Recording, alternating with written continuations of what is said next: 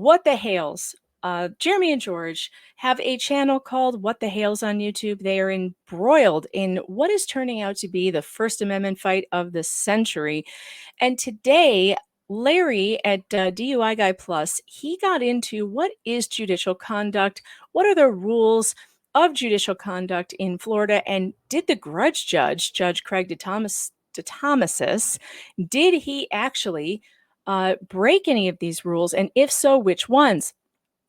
I'm going to obviously link that live for you in the show notes, but I wanted to play you this little clip that I thought was really interesting. A judge must expect to be the subject of constant public scrutiny. You're constantly being watched. Your behavior is being watched. The public wants to know what you are doing in your courtroom, and you are not allowed to close the doors or say no more recordings, no more sharing. You can't make it simpler than this. A judge must therefore accept restrictions on the judge's conduct that might be viewed as burdensome by the ordinary citizen, right there, and should do so freely and willingly. We need to we need to take Canon A commentary right here, like this whole paragraph. This is the most important paragraph that maybe we will ever talk about. So Larry went over Canon 2A in the judiciary rules, and we're basically comparing them to how Judge DeThomasis behaves. And Canon 2A states, irresponsible or improper conduct by judges erodes public confidence in the judiciary.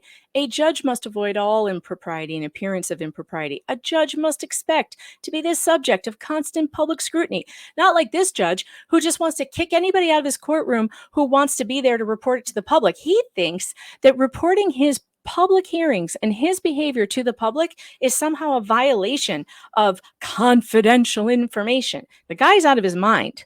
He's running a public courtroom like a star chamber, which is illegal. So we have been criticizing this judge, which is our right to do. We think he's one of the worst judges we've ever seen. And regardless of the underlying facts of the case, of what's before him, he has behaved in a reprehensible way.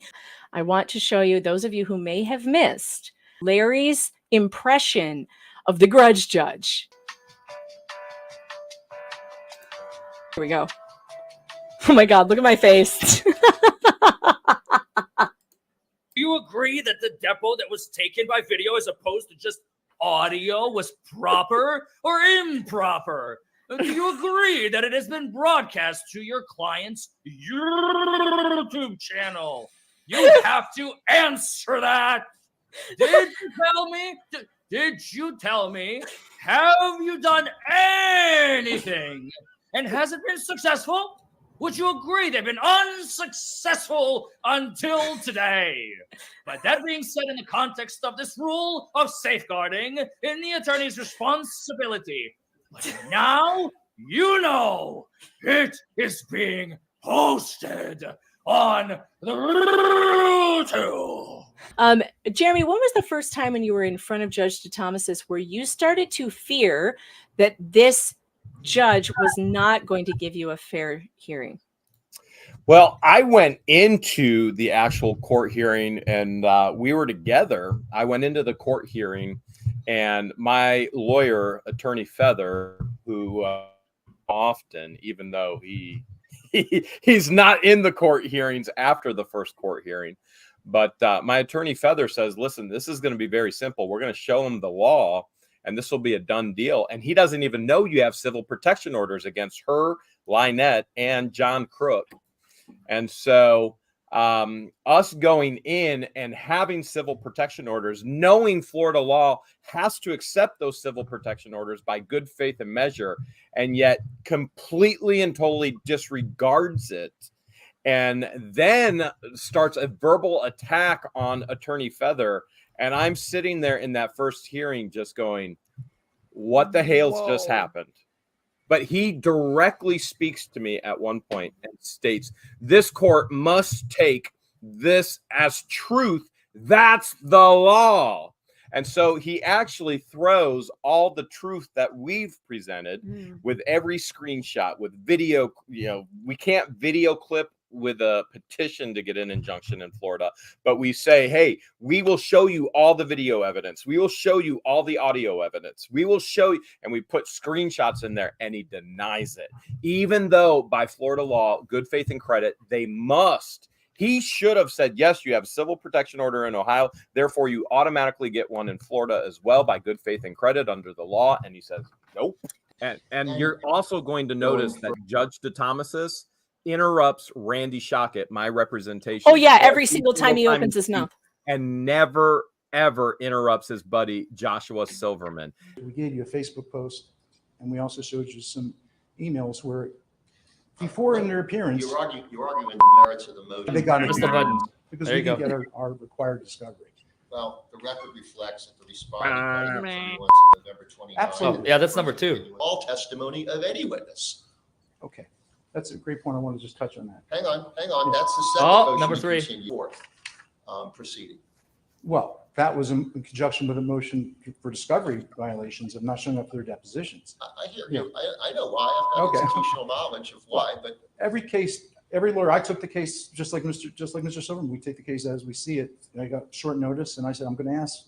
I'm not prepared, and I appreciated Your Honor doing that. But this, I'm just pointing out here that this is a continuance. What Has to I happen. did is a matter of. Judge, we have to have discovery, and it didn't finish. Mr. All right, Cooks, let's put it in this context. Okay. Everything about context. Your co-counsel, current co-counsels to this day. It was improperly noticed as a video demo, does not comply with the rule. Well, let's follow the rules. That's why I'm 6. asking the question, because there's. Look how ready. Oh, wait, where's my beep? I lost my button. There is. There. And so the notice that was filed.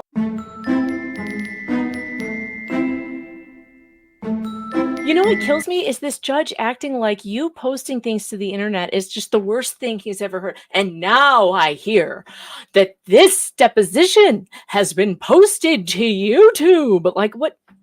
So what? About what then ends up being disseminated and published on your client's YouTube channel. And so that's another consequence of there being additional time.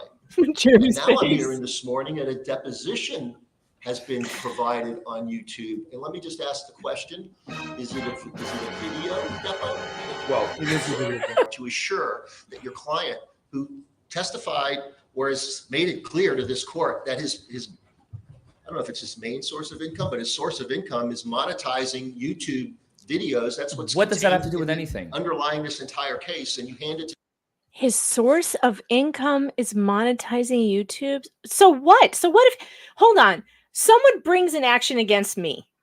I've done nothing. Someone brings an action against me. I happen to be a reporter. I report it. And now because I'm making money on it, that's going to work against me in court because the judge is going to say, I monetized this person who brought some shit against me. No, sir. That's my right as not only an American, but as a journalist, as a reporter. That is my right to tell the public what is being done to me. This is it.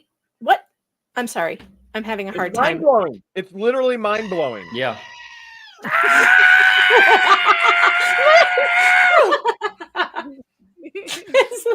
But did you hear the disdain in his voice about you monetizing videos? If you were not in fear of an unfair trial before now, you should be at this point. several hours of deposition you have as his co-counsel. It's not complete. It's now broadcast. Do you agree that it's been broadcast on your client's YouTube channel? I think I've seen a portion of it, yes. Okay.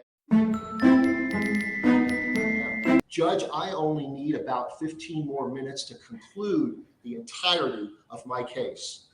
I found that to be incredulous understatement of the morning.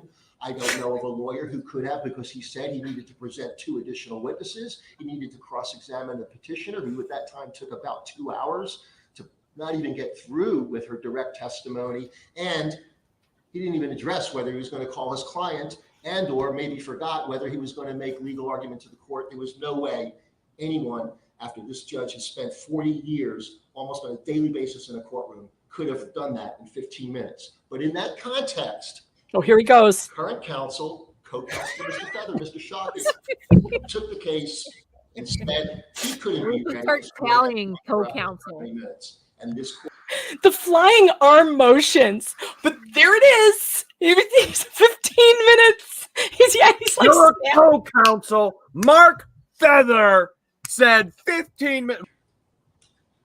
and Mr. Feather represented no objection to that date. Mr. Shockett, who was co-counsel to Mr. Feather represented he could Tell him about Feather. 15 minutes.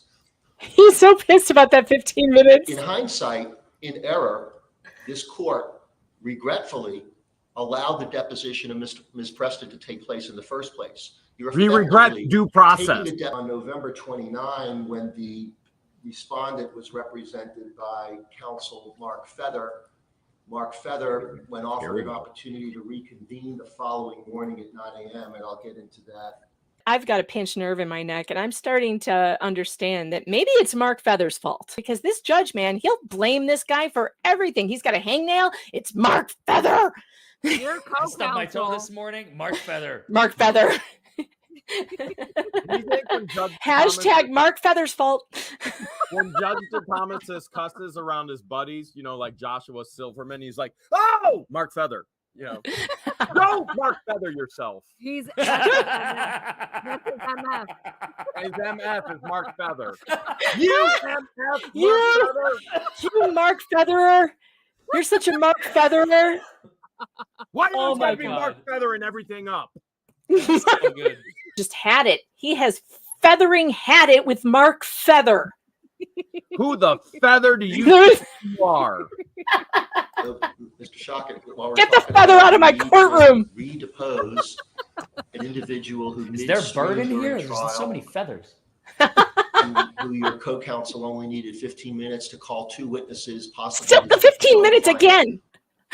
Mark. The chat's By so the funny. way, Mark Feather invited me to go fishing with him today, and I didn't, so that I could be here with you guys. Oh, that's Even though awfully I nice. really Oh. wanted to go hang out and go fishing with him. You know, it's a good thing you didn't, though, because had you gone fishing with Mark Feather at your next hearing, DeThomasis would have been. boy. I heard that the respondent went fishing with Mark Feather. Contempt.